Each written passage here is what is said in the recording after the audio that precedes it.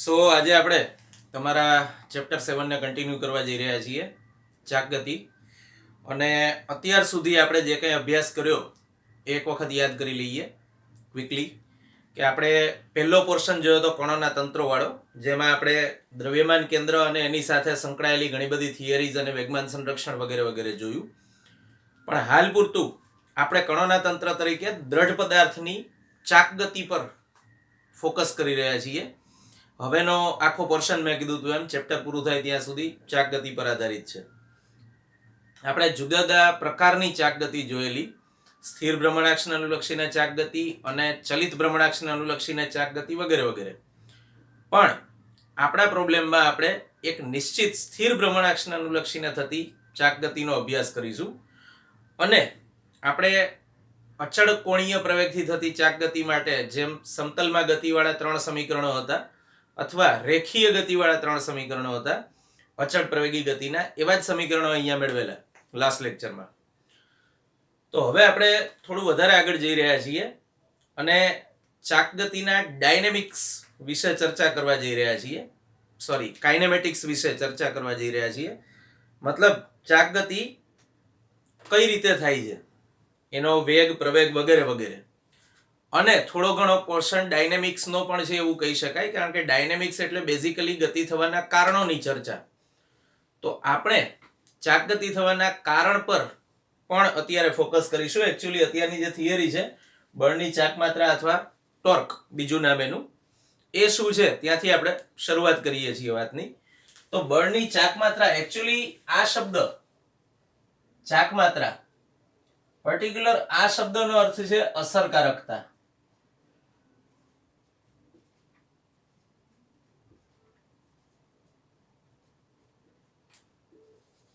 તો પહેલી વસ્તુ કે અસરકારકતા માપવાની જરૂર કેમ પડી, એવો સવાલ થાય કે બળની અસરકારકતા કેમ જરૂરી છે માપવી.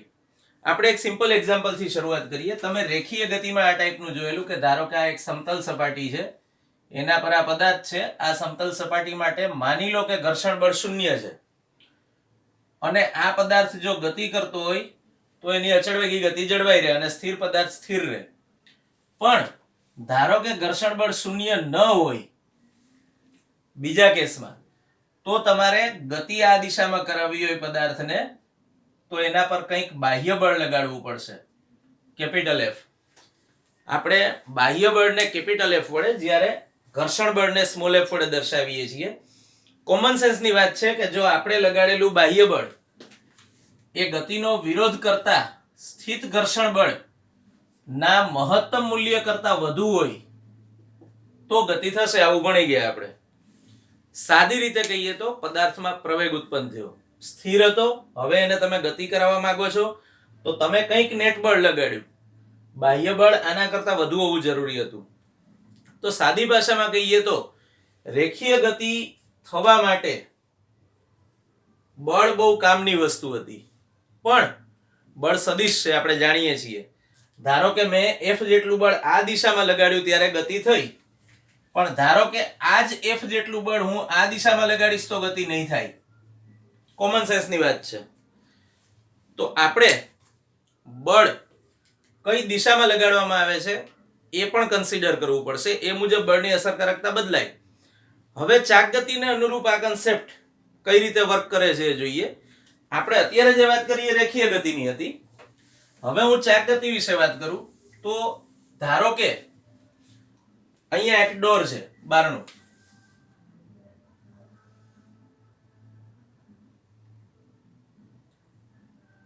આ બારણાનો એ ભાગ છે કે જે દરવાજા સાથે જોડાયેલો હોય, જ્યાં મિજાગરા છે.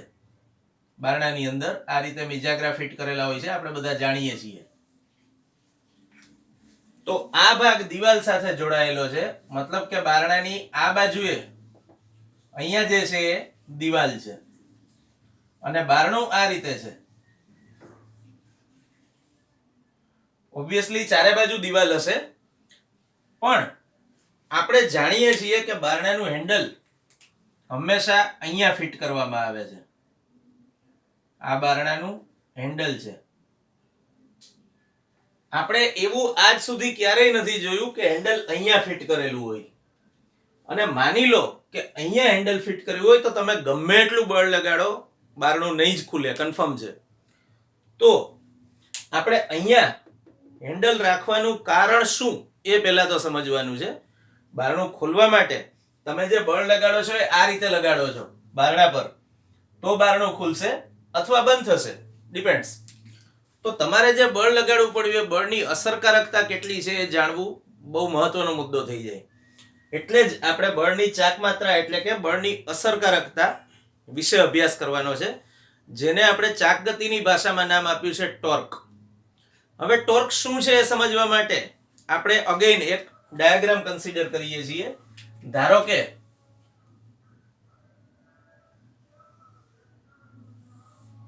કોઈ સમતલમાં કોઈ દ્રઢ પદાર્થનો એક કણ હું વિચારું છું, આ કણ છે. હવે આ કણ માટે જ્યારે હું હિસાબ કરું છું, ધારો કે કણ P અહીંયા છે, P ફોર પાર્ટિકલ. હવે અહીંથી એનો સીધે સીધો સદિશ મતલબ કે O ને અનુલક્ષીને એનો સ્થાન સદિશ R છે. તો હવે દેખીતી વાત છે, હું R ને બે ઘટકોમાં વિભાજિત કરી શકું છું. એક ઘટક અહીંથી આ રીતે હશે લંબ દિશામાં, અને બીજો ઘટક અહીંથી આ દિશામાં હશે.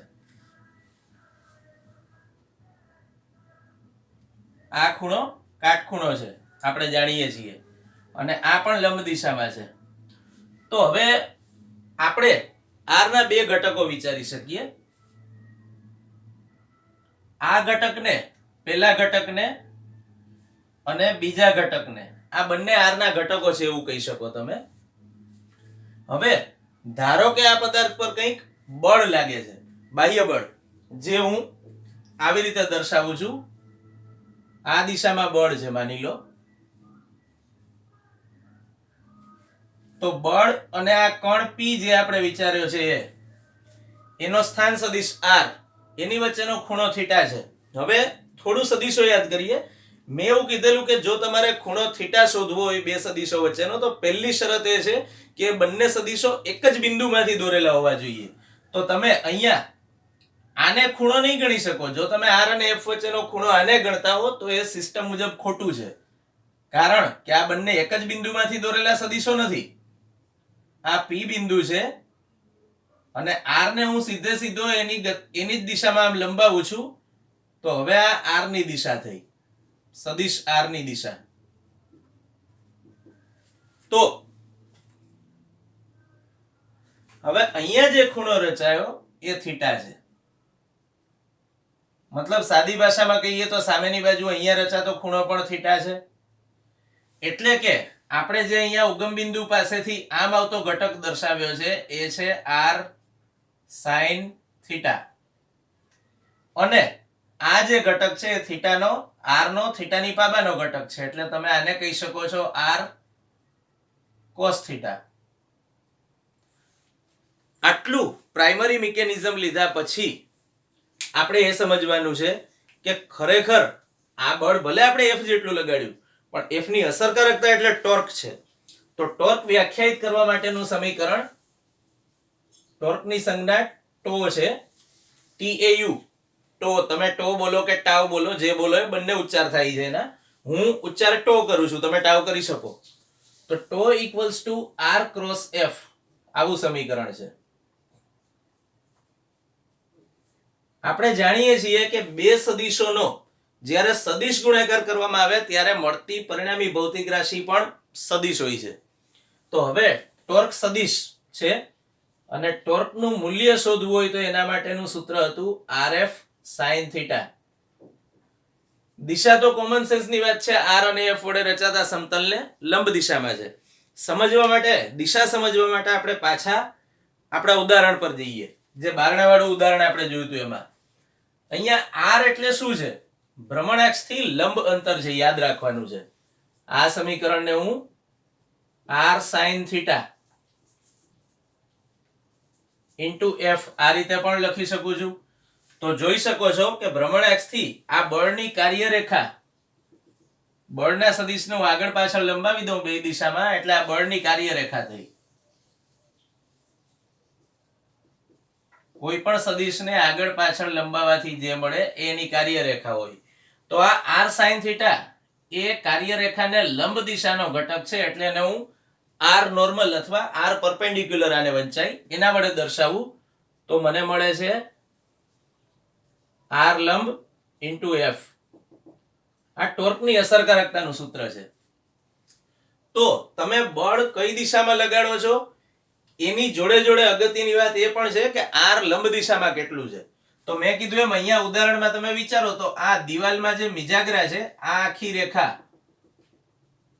એ બારણાની ભ્રમણાક્ષ છે એવું તમે ગણી શકો. ભલે કઈ બારણું ચારે દિશામાં નથી ફરતું એમ, પણ ધારો કે અહીંયા આ રીતે મિજાગરો છે આ રીતે, તો આ બારણું છે અને બારણું આટલી દિશામાં તો ચાકગતિ કરે જ છે અંદર બહાર, ભલે કોઈ એક દિશામાં જ ખુલતું હોય ને બંધ થતું હોય. ધારો કે બહારની દિશામાં છે તો આ એક બાજુ અને આ પાછું, તો બની શકે બે દિશામાં ખોલ બંધ થતા હોય બારણા હોય જ છે આપણે જાણીએ છીએ. તો આફ્ટર ઓલ તો આ બારણું ચાકગતિ કરે છે આટલા વિસ્તારમાં 180 ડિગ્રી અથવા પાઈ રેડિયનના વિસ્તારમાં, કોણીય વિસ્તારમાં. તો હવે ભ્રમણાક્ષ થી આ હેન્ડલનું જે અંતર છે એ છે r, અને તમે જે બળ લગાડો છો એ અંદર તરફની દિશામાં છે એટલે આ f અંદર જતી દિશામાં છે.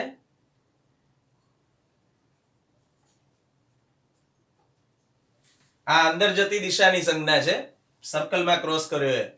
તો હવે આ સમીકરણ મુજબ વિચારો તો લંબ અંતર r મેક્સિમમ થાય એ જરૂરી છે. કદાચ ભલે તમે હેન્ડલ અહીંયા ફિટ કરો તો બારણું નહોતું ખુલતું, બરાબર છે, પણ તમે આ અંતર થોડું વધારે આ બાજુ લઈ જાઓ તો પણ બારણું ખુલબંધ તો થઈ જ શકે છે. પણ તકલીફ એ છે કે તમારે હવે બળ વધારે વાપરવું પડશે.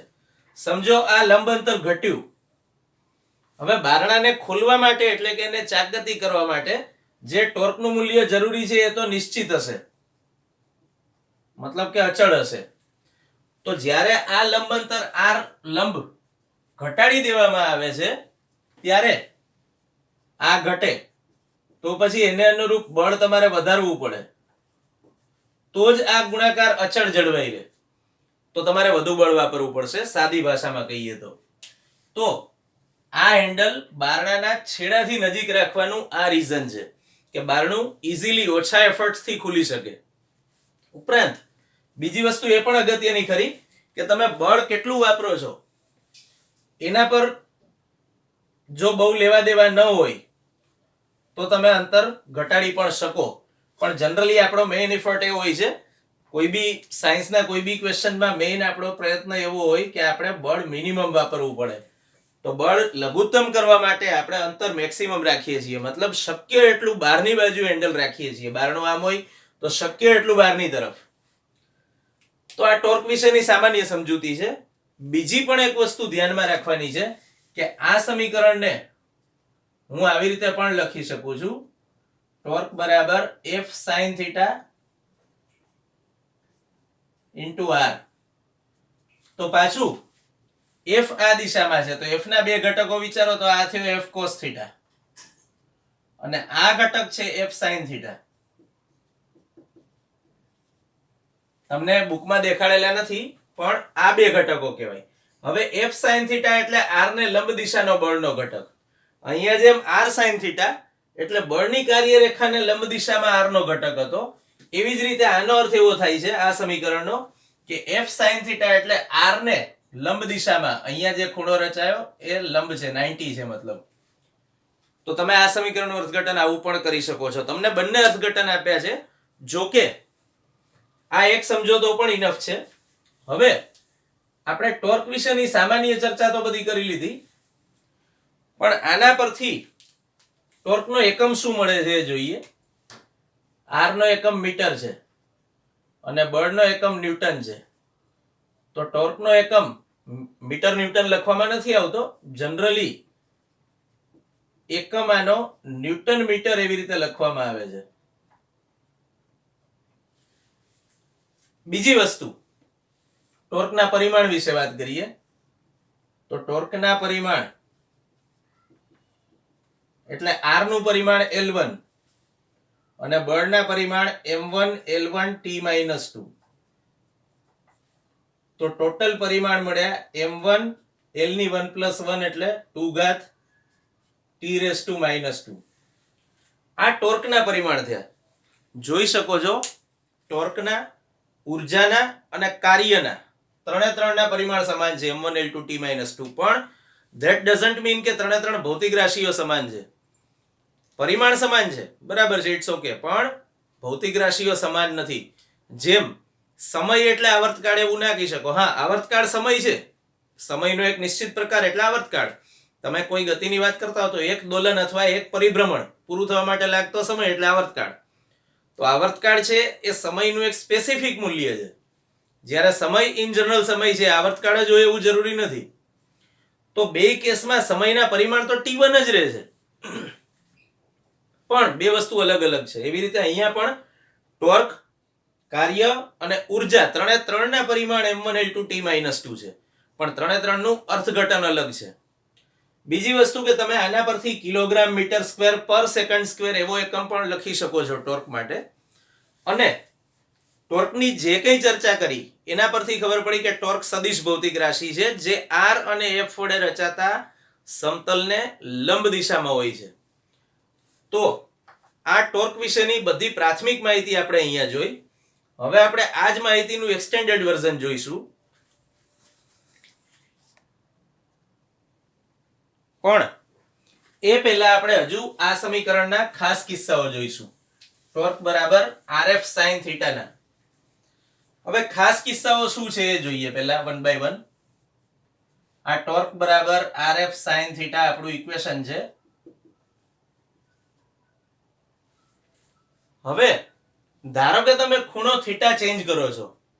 અહીંયા r એટલે અંતર અને f એટલે બળ, જે બંને નક્કી છે. કોઈ પણ દ્રઢ પદાર્થ જ્યારે ચાક ગતિ કરતો હોય ત્યારે ભ્રમણાક્ષથી અંતર r અને બળ f આ બંને નિશ્ચિત હોય.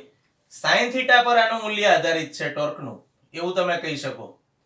તો જ્યારે થીટા બરાબર 0 લઈ લો ત્યારે તમને ટોર્કનું મૂલ્ય પણ 0 મળશે. હવે આનું અર્થઘટન શું છે ખાસ સમજવાનું છે. મૂલ્ય તો બહુ સિમ્પલ છે, તમે આના પરથી જોઈ લીધું.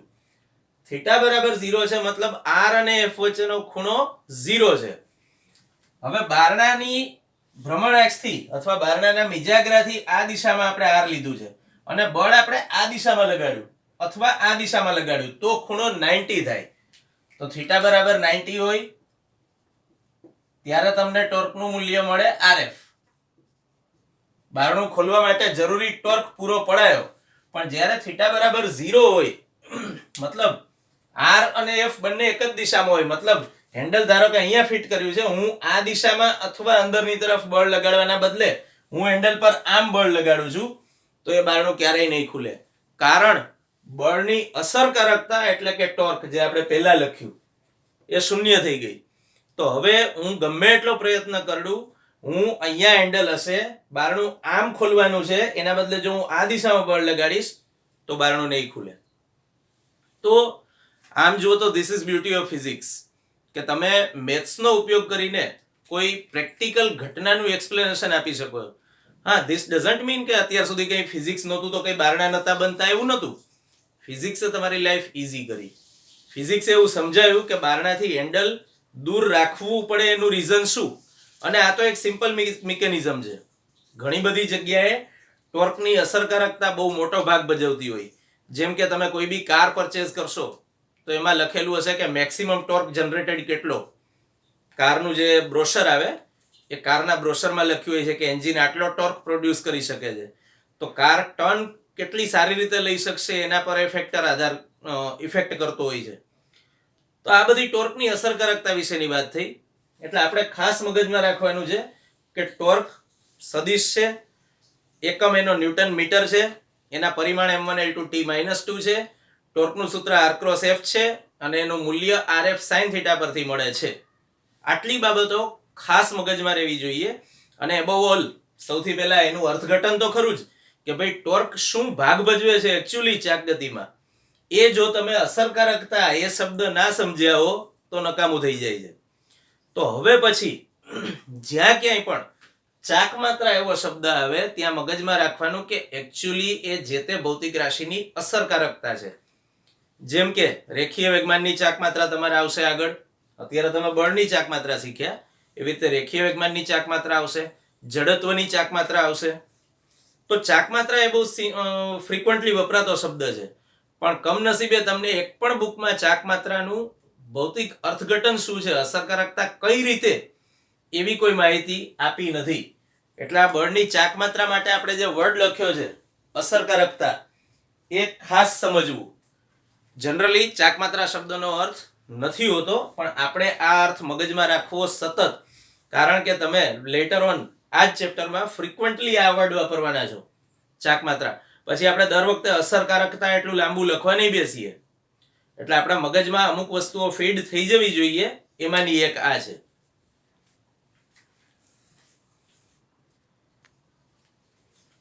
હવે આપણે ટોર્કની ગણતરી પર આધારિત તમારું એક ઉદાહરણ લેવા જઈ રહ્યા છીએ. ઉદાહરણ 7.5. ટોર્કનું સૂત્ર આપણે જાણીએ છીએ, R ક્રોસ F. એ પહેલા હું અહીંયા લખી કાઢું છું.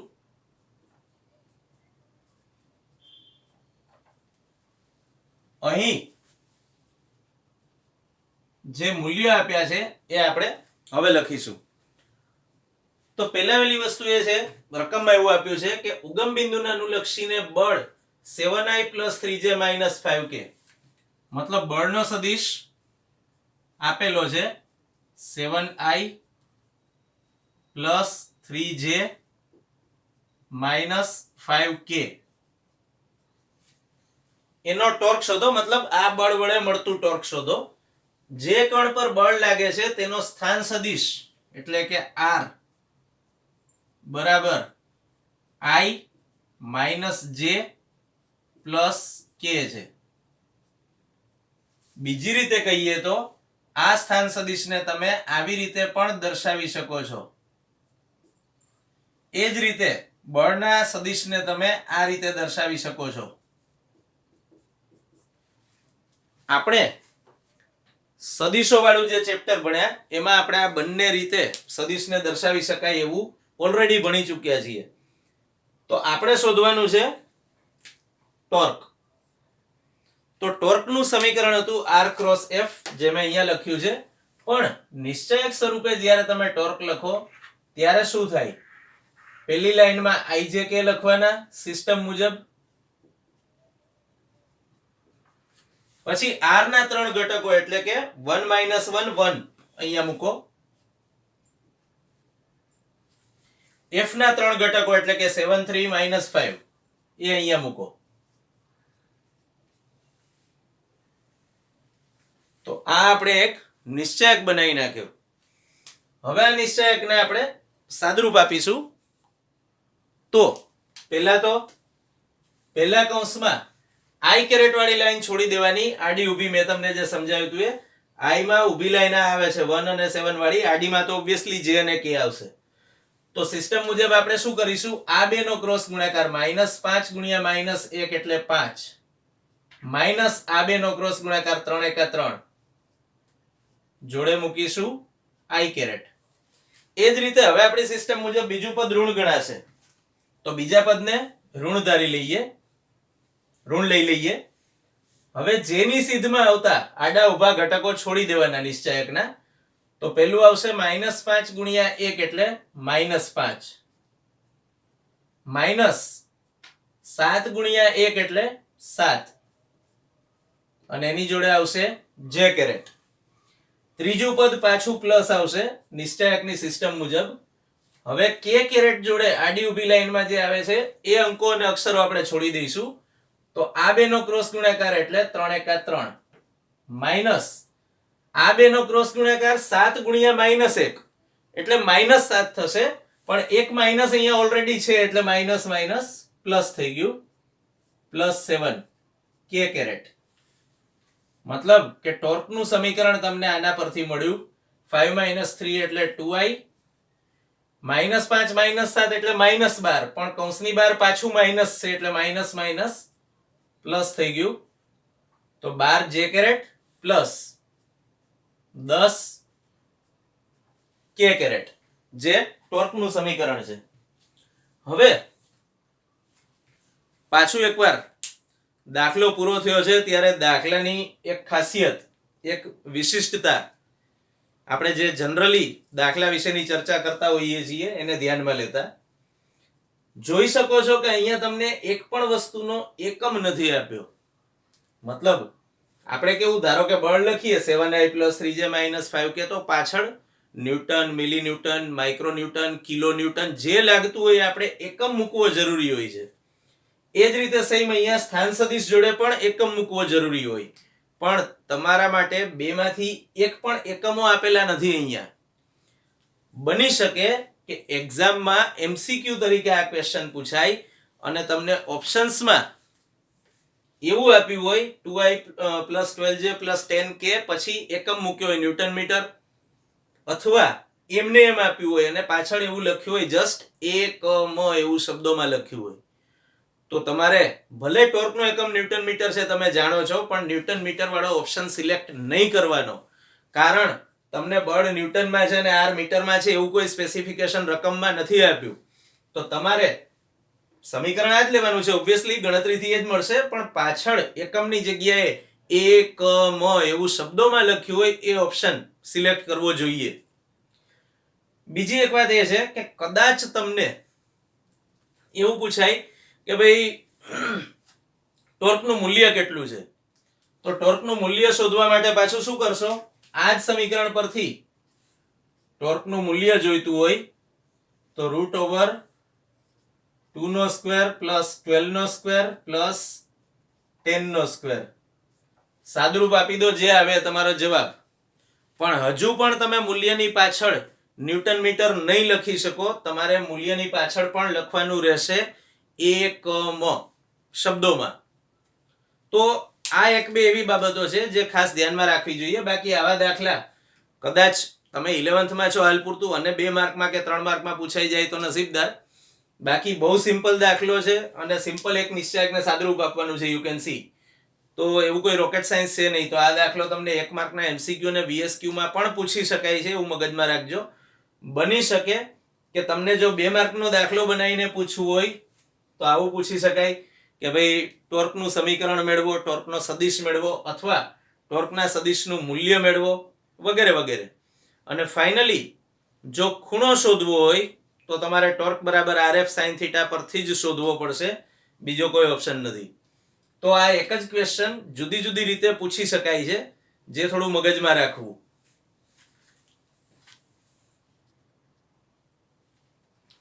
હવે આપણે જે ટોર્ક વિશેના મુદ્દાઓ ભણ્યા, જે કંઈ એ ખાસ મગજમાં રાખવાના છે એવા મુદ્દાઓ આપણે એકવાર ફરીથી જોઈ લઈએ છીએ. ફરીથી જોવાનું રીઝન એટલું જ છે કે એક કે આપણી ટેક્સ્ટ બુકમાં અગેન કન્ટેન્ટ બધું બહુ ભેગું કરીને આપ્યું છે અને કદાચ વાંચવાથી ગૂંચવાડો થાય એવું બની શકે. ટેક્સ્ટ બુકનું કન્ટેન્ટ વાંચવાનું છે, કદાચ તમને એક્ઝામમાં ટોર્કની થિયરી પૂછાય તો તમારે એ લખવી પડશે, દેખીતી વાત છે.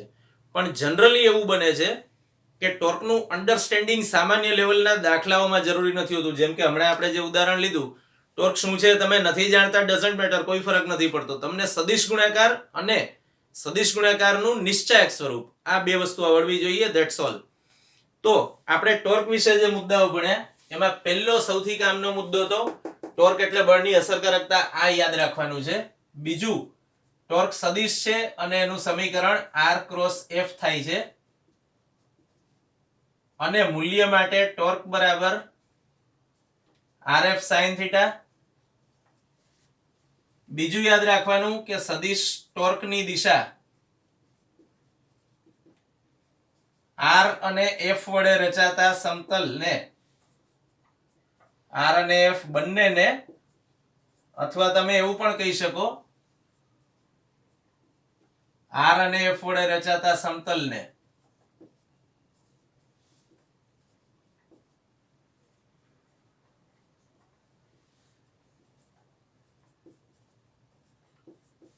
લંબ દિશામાં હશે. ત્રીજી વસ્તુ યાદ રાખવાનું, એનો એકમ છે ન્યૂટન મીટર અને પારિમાણિક સૂત્ર છે m1 l2 t-2 અને છેલ્લું મેં કીધું એ અર્થઘટન કે ટોર્કનું અર્થઘટન શું થાય કે ભાઈ ટોર્ક ખરેખર બળની અસરકારકતા છે. આટલી માહિતી તમને આવડતી હોય એટલે તમે કોઈ પણ દાખલામાં ટોર્ક ઇઝીલી કરી શકો છો. બેઝિકલી ફિઝિક્સમાં આપણે જે કોઈ દાખલા શીખીએ છીએ એ થિયરીનું ઉદાહરણ છે કે થિયરી કઈ રીતે પ્રેક્ટિકલી યુઝફુલ છે એ સમજવા માટે તમને ઉદાહરણો આપવામાં આવે છે. પણ કદાચ બાય ચાન્સ આપણે કોઈ સંજોગોથી કોઈ કારણથી થિયરી નથી કરી શકતા તો બી શ્યોર કે તમારા પેપરમાં દાખલાનું વેઇટેજ બહુ સારું એવું હોય છે. આજ સુધી જે બોર્ડનો ટ્રેક રેકોર્ડ છે એ મુજબ ઓછામાં ઓછું 60% દાખલાનું વેઇટેજ હોય છે. તો આપણે જે કોઈ માહિતી દાખલા માટે અગત્યની છે એ ખાસ મગજમાં રાખવાની છે. જેમ કે સદિશ ગુણાકાર, પછી આનું સૂત્ર મૂલ્ય શોધવા માટેનું અથવા એની દિશા શોધવા માટેનું. શક્ય છે કે દાખલામાં તમને દિશા પણ પૂછી હોય. તો આ બધા મુદ્દાઓ એવા છે કે જે આપણે ખાસ મગજમાં રાખવાના છે. એટલે ટોર્ક વિશેની આટલી બાબતો ખાસ યાદ રહેવી જોઈએ. અને નેક્સ્ટ લેક્ચરમાં આપણે હવે આવી જ એક બીજી ભૌતિક રાશિ કર્ણના કોણીય વેગમાન વિશેની માહિતી જોઈશું. પણ અગેઇન અત્યાર સુધી જે કંઈ ચાલ્યું છે ચેપ્ટર 7 જોડે જોડે તૈયાર કરતા રહેજો. સેજ પણ કચાશ રહી ગઈ તો ચેપ્ટર 7 તમને પૂરા હેરાન કરવા માટે કેપેબલ છે લાસ્ટ એક્ઝામ સુધી. બી શ્યોર કે એકલું ચેપ્ટર 7 હેરાન કરવા માટે પૂરતું છે. જો તમે 1 થી 8 માં સૌથી ટફ ચેપ્ટર ગણતા હો કોઈ તો એ 7મું હશે. એટલે જે કંઈ અહીંયા ચાલે છે એનું અર્થઘટન ખાસ સમજવું અને વિડીયો જોતી વખતે આપણે પૂરેપૂરા કોન્સન્ટ્રેટેડ રહેવું એ જરૂરી છે. તો નેક્સ્ટ લેક્ચરમાં આપણે કર્ણના કોણીય વેગમાન વિશે વધારે આગળ ચર્ચા કરીશું. ઘણી બધી ડિટેલ્ડ ચર્ચા છે. અત્યારે આપણે અહીંયા અટકીએ છીએ.